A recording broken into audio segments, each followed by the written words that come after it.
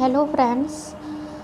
अब मैं तुलसीदास जी के दोहे के बाद सूरदास के दोहे की व्याख्या करने वाली हूँ।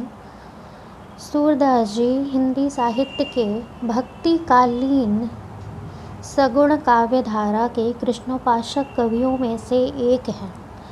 सूरदास जी ने कृष्ण भक्ति की लीला को आधार बनाकर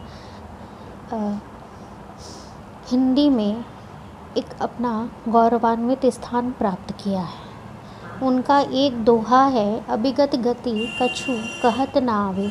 इसकी व्याख्या मैं करने वाली हूँ। सूरदास जी कह रहे हैं कि प्रस्तुत पद्यांश में सूरदास जी कह रहे हैं कि निराकार ब्रह्म का वर्णन करना बहुत ही कठिन है, क्योंकि उनकी स्थिति के बारे में कुछ भी नहीं कहा जा सकता।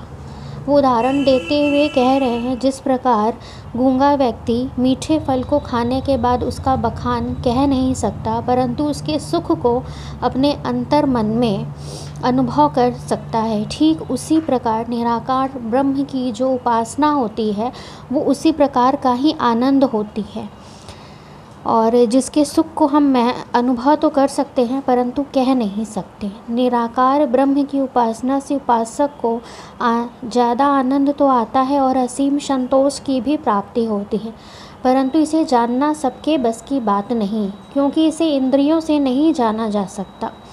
निराकार ब्रह्म का ना तो ही कोई रूप है, ना आकृति, न ही उसकी कोई निश्चित विशेषता है, न ही उसकी अपनी कोई जाति, न ही किसी युक्ति द्वारा इसे प्राप्त किया जा सकता है। ऐसे में उपासक बिना किसी आधार के भटकता रहेगा, क्योंकि निराकार ब्रह्म सभी प्रकार से के पहुँच से बाहर है। अर्थात जिस ब्रह्म का कोई आकार ही नहीं है, जिसका कोई आधार ही नहीं, उसकी उपासना भी उसी तरह दुर्गम होती है।